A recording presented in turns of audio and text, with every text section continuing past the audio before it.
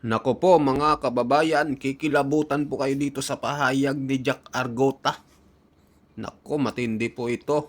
So, nagsalita na nga siya dito sa Pinas lang na si Mima Alicia mga kababayan. Nako po, matindi po itong kanyang pahayag. Kasi isa rin pala siya mga kababayan sa kinutya nito ni Mima Alicia mga kababayan. Talagang matindi pala itong si Mima no. Ang dami niya pong talagang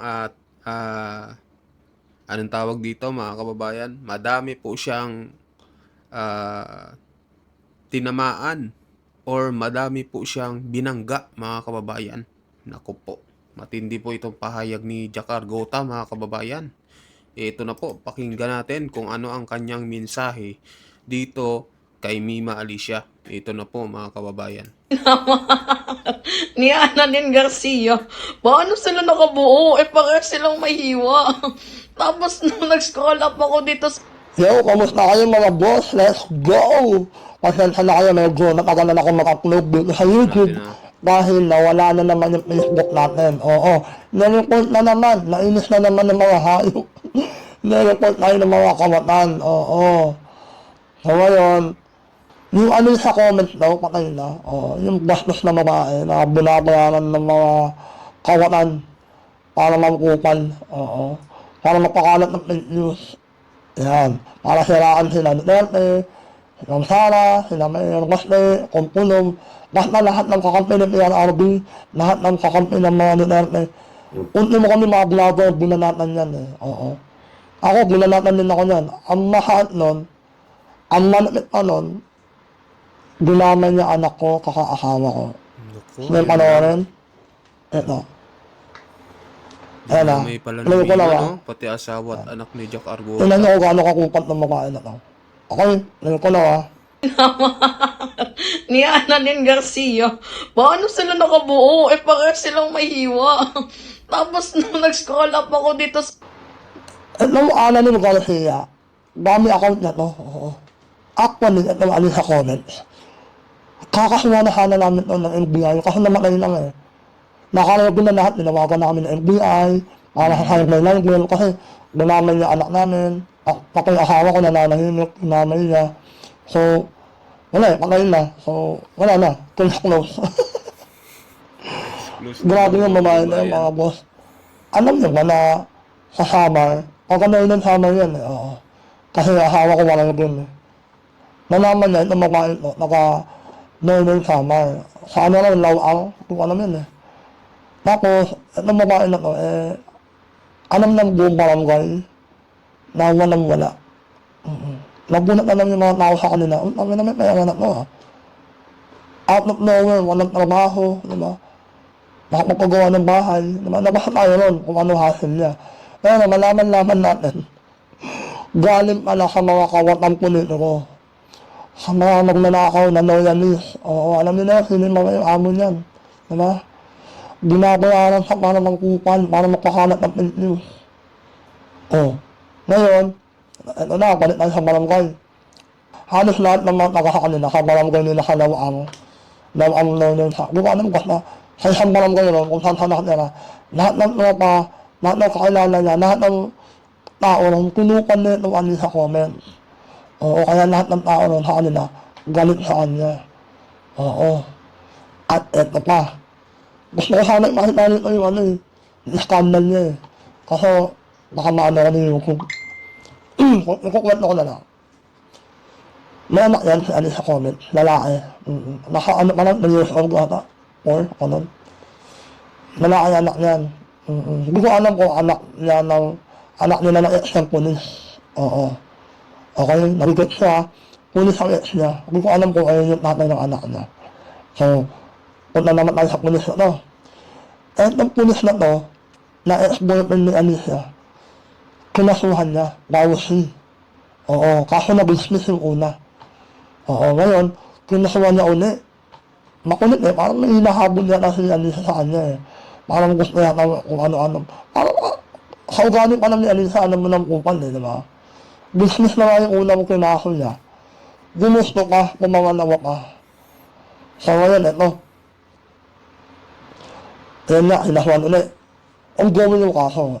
Kaso, biglang namatay na si Alicia. Diba? Tapos meron scandal yan. May scandal sila ng ex-boyfriend ng police. Oo. Tapos, alam niyo itong ginamit ng Ana ng Garcia na dami account. Ganyan pinost yung scandal nila. Yes. Oo. Ganyan pinost. Marami yung dami account to, hindi lang yan. Marami sa dami account. Malagyan ko nakita yun. Umalat yun. Oo. Kasi walang hindi sila sikat. So, walang kumansin, walang kumagat, walang napakalat, pero sa buong summer, sa bayan niya sa Lawang, sa summer, Northern Summer, kalat yung niyan, scandal yan. Oh. Pabili po, isang royal. Matindi tong Eto. pahayag ni Jack Argota. Mr. Cervantes. I'm not here for business. Get him as our I client. need to make this work. Go. 2 minutes, no pay. Ngayon, yun nga, yung pulis na, lagi sila na, nasa lahat ako pa yung bunot ng nasa lahat ako pa yung bunot pulis oo. Maitim, mas nakatabi, nasa kanan yung niya, parang tabi, o ganon. Yan, o ganyan. Tapos yung may siya, simple siya, may ako ganyan. Kaya Alisa, maganti lang kasi tangin naman kunupan mo anak ko Kapag asawa ko, kunupan mo, diba? Basta maraming kagagawa niya si Alisa. Oo. Ako nila simula yan, pinagkalat ni Alisa na masturbation daw ako gano'n. Okay lang, ina mo ka. Kung wala kang alam, wala talagang alam. Oo. Sanay na sanay ka mapakalat ng kasinawan niya. Okay lang, ina. Halos million ako, taon-taon ko. Kailang ina mo sa mga sakto. Ang ina mo yung sibo ko. Sino ka ba para kahit ako na wala sibo? Kung ina mo, wala ka naman pinag-alanan, buka, di ba? So, hindi ako bumabasa ng ganyan. Pinatula ko yun one time sabi ko pokpok Nainis sa akin. Sinabi ako na ng pokpok, nakaanit. Alam niyo naman ako Pag babae, isang word na logan. Pag inakala ko, asalan ko na papalit. Sinabi ko ng pokpok na pangit. Napalit na ako ng mukha, di ba? Anyway, yun yung kwento ko lang kay Alisa. Pero, sayang, wala naman may gusto na, mamatay siya. Dahil sa ginagawa niya kasi mga boss, grabe yung niya Grabe yung pangkukupan niya. Alam niyo, malaking bilayag sa kanya, pero hindi siya nag-isip, no? Bumomba siya, tumodi siya Kaya tinonas siya, diba? Hindi natin alam kung sino yung suspect. Pero, kasi sa pag-aaral ko, sa pag-research ko, yung pulis niya, medyo malaki yung galit sa kanya. Kaya may vlog si Alisa na umiiyak na hindi para sa pinitigilan ng ex-boyfriend ng polis. So, huwag ko na alam kung anong storya nila ron. Sana may investigahan ko ng FBI. Pakailam ng mga Duterte sa kanya. Sino ba yan, di ba? Pinapakalat ng mga loyalista nga na pinatayang siya ni Sara Duterte. Okay lang, ina mo, sino ba yan? Para patayin, di ba? Kawalan ba yan? Mahalaga ba yan, di ba? Kung ina niyo mapakalat ng kasinungalingan, no? Di ba? Walang panahon si Sara, kung ano magagawa ni Sara yan. Okay? Ganto. Sana pag-aralan ng FBI. Sana investigahan ng FBI yung ex-boyfriend ng police. Oo. Ako malakas kutob ko Malakas talaga kutob ko. Kasi may dalawang beses ako nasuwa ni Alice So, yun. Tapos yung ginamit ng balon, 45, doon ka nagkabubuhayin Diba? Kawawa rin. Ako simula nung nag-political vlogging ako, 2022, yung panahon ni Lenny, kakali ni Bongbong Marcos, presidency. Doon ako kasi, kwento ko lang 2015 pa lang, 16, nakilala ko, 15 pa lang, nakasumaybay na ako kay Mayor Duterte. Mayor pa lang siya nun. Oo, Duterte na ako nun. Then, nakamotor pa lang ako nun. Niyo. Pumunta ako ng Quirino Grandstand, as in marakaraming tao. Oo, ang layo ko kayo, Arabing, nakabalaw ako, malayo ko. Nakapunta na ako nun, hanggang sa Manalo siya. Actually, may mga post pa nga ako nun sa YouTube ko nun eh. Kasi lahat yung YouTube ko. Nandun yung mga video ko na nandun ako kasama ko yung mga tao, sumusupport na kahit niya Yeah. Ganun. Tapos, siyempre, pagkatapos nun, masaya ako nanalo sa PRRD. Maayos naman yung pamumuhay, simple, payapa, yun, pandemic. Tapos nagnegosyo ako ng vape, tuloy-tuloy. Hanggang sa pagpasok ni Bongbong Marcos, kung anong ilan to, magpatayan pa ako sa mga kakamping na wala yung Facebook ko gano'n sa kanila.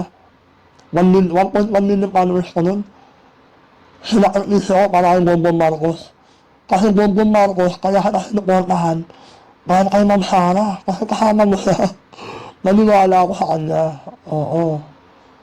Ang inasaya yung... Pero kahit na wala talagang makakatalo kay Bongbong Marcos sa kay Sara, kasi kasama nga si Sara. So, hindi na ako mananalo sa isko. Lalo na si Lacson, kasi na yun eh, di ba? So, yun na yun. Eh, nandito na tayo. So, mali-mali supportahan natin na no comment tayo. Eh, ang malawak, namatayo tayo. Nilalagmanan natin yung manlolokong yan. So ngayon, galit tayo kay Alisa.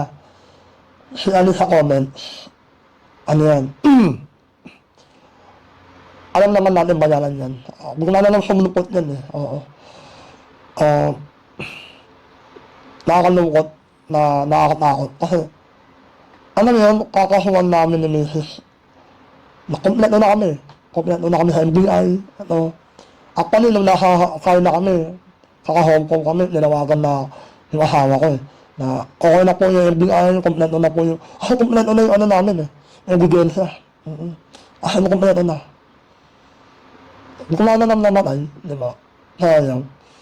Gusto namin sa makaharap eh. Sa BOG, gano'n, sa korte. Para makulong. Gusto namin sa makulong eh. Kung na namatay. Sana pag ganyan, asaran lang, kasuhan lang, meron pa tayo yung pag-usapan na yun. Tama. Kung ano yung kasuhan tayo, magkasuhan lang. Magwahakan tayo ng magkatao. Basta mo naman nadamay ng iba. Okay yun. Pero yung papatayin, no, ayoko naman ganun. Nilaan yun, bina-sport yun. Ang mali lang kasi ni Alicia, yung content niya eh, ginagamit niya yung mga anak ng mga politician. Personal life, as in personal na pamilya ng nila Ma'am Sara, ng mga ibang politician. Baboy siya, sobrang ano yan, sobrang ano ba si Alicia, hindi ko alam kung ano tawag sa kanya. Demonyo, demonyo siya eh. Oo. Mas nakilala ko rin yung mga kasama niyan, ng bayaran. Nakakasama rin nila, di ba? Nakakasama ng bombom, nakakasama ng bayad, ng butob, di ba? Bayaran yan. Ngayon, na yun nangyari sa inyo. Mga boss, ano na yan? Wake up call. Oo. Kung ako sa inyo, kumalas na kayo sa sindikato na yan. Papatayin kayo yan. Ubusin kayo naman, maniwala ka. Kahit sa kayo mapunta. Marami pa rin mga yan. Marami na kayo nalalaman, mga boss. Oo. Kaya mag-iingat kayo. Okay? Para sa mga loyalist mga vlogger at kakampuet na collaboration nila, ito na mga payo ko sa inyo. Marami na kayo nalalaman tungkol sa sindikato nila. Wake up call na yung mga kupal. Oo. Kung ako sa inyo, kakalas na ako. Marami naman na kayong pera eh. Marami na kayo nag-amkot eh. Kumalas na kayo. Magbagong buhay na kayo. Kasi, pag ikot na wala neta, papahanap namin kayo. Maniwala kayo. Papahanap namin kayo lahat. Para malaman ng taong bayan na binayaran kayo ng mga magmanakaw na yan. Ng mga sindikato na yan. Yun lang, rest in peace. Wala, panit na nakabuhay. Kapupal ka, kupal yung panit sa'yo. Ganun lang yun. Ako, hindi ako kupal. Komedyante ako. Lahat ang sinasabi ko, totoo. May laman, may punto. Malabo na. Hindi ako napakalat ng fitness kahit isang beses. Hindi ko kinasa sa akin. Hindi tungkol sa issue na yun. Basta mas malalim. Ayaw ko nila sabihin dito. Basta nakalagay lang sa cyber life nila. Alam nyo, at alam ng lahat, na malapit na umupo si Sara Duterte. Mag-iingat ka nangyari ka lang. Ni Annalyn Garcia. Paano sila nakabuo? Parehas silang mahiwa. Tapos nung nag-scroll up ako dito sa comment section, Ayun mga kababayan, no? So, matindi pong pahayag ni Jack Argota, no? Sabi niya, wake up call na daw ito, mga kababayan. At sabi niya, marami na daw nalalaman. At kumalas na di umano daw itong mga loyalist vlogger, mga kababayan. So, mag-comment po kayo kung ano masasabi nyo dito sa pahayag po ni Jack Argota, mga kababayan. Na kinalaban din pala ito ni Alicia at idinamay pa ang kanyang anak, mga kababayan. At sabi niya rin, no, dapat wala daw patayan. Dapat sports lang daw, mga kababayan. Kumbaga, okrayan lang. Pero walang damayan ng mga pamilya-pamilya. So si Alicia daw po kasi maraming pinatamaan, maraming dinamay, pati pamilya ng mga politiko at kung sino-sino, mga kababayan. Kaya sabi niya, kung kupal ka, kukupalin ka din daw talaga, mga kababayan. Yun yung pahayag ni Jack Argota. So mag-comment kayo, mag-like at mag-subscribe sa ating video. At sa mga bagong pasok dyan, pa-subscribe din po ng ating YouTube channel, mga kababayan. Maraming salamat po.